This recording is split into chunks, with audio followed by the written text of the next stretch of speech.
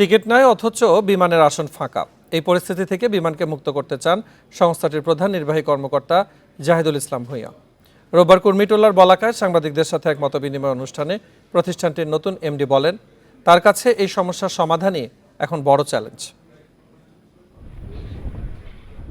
শত চেষ্টা করলেও বিমান বাংলাদেশ এয়ারলাইন্সের টিকিট মেলে না, অথচ আসন ফাঁকা নিয়ে বিভিন্ন গন্তব্যে যাচ্ছে বিমানের ফ্লাইট। রাষ্ট্রীয় পতাকাবাহী সংস্থাটির বিরুদ্ধে এমন অভিযোগের সত্যতাও মিলেছে বহুবার।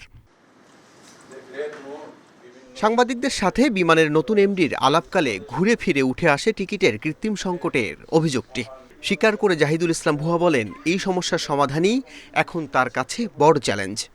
টিকিট নাই, আবার সিট ফাঁকা, এই ইয়ার থেকে যাতে আমরা ওপেনলি করে আমরা মুক্ত হইতে পারি, এটা আমি সম্পূর্ণভাবে সমাধান করতে চাই। এখান থেকে যদি কোনো কোশ্চেন এরাইজ না হয়, কোশ্চেন এরাইজ হইলেও একদম কনফিডেন্স সহকারে আমরা রিপ্লাই করতে পারি। এটা এবং একটু চ্যালেঞ্জিংও হতে পারে, চ্যালেঞ্জিংই হবে, না হলে এত প্রশ্ন থাকবে কেন। বহরে থাকা উড়োজাহাজের ঘন ঘন ত্রুটি ও সমস্যার বিষয়ে বিমানের প্রধান নির্বাহী জানান, হ্যাঙ্গার পরিদর্শন করে সমস্যাগুলোর চিহ্নিত করা হয়েছে। আগামীতে ভালো কিছুর প্রত্যাশা তার।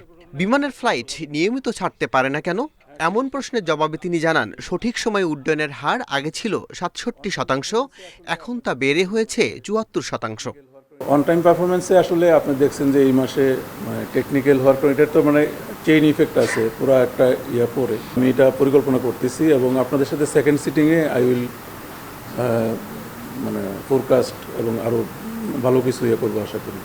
বিমানের এমডি বলেন, বিমানের গন্তব্যের সংখ্যা আরও বাড়াবে সরকার।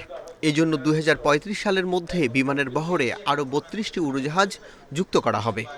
২০৩৪-৩৫ যাতে আমাদের ৪৭টি এয়ারক্রাফট থাকে বিমান বহরে, সেই হিসাবে আমাদের বর্তমান ২১টি আছে, ২১টি থেকে ৬টা ফেজ আউট হয়ে যাবে। আল আমিন হক অহন, ইন্ডিপেন্ডেন্ট নিউজ, ঢাকা।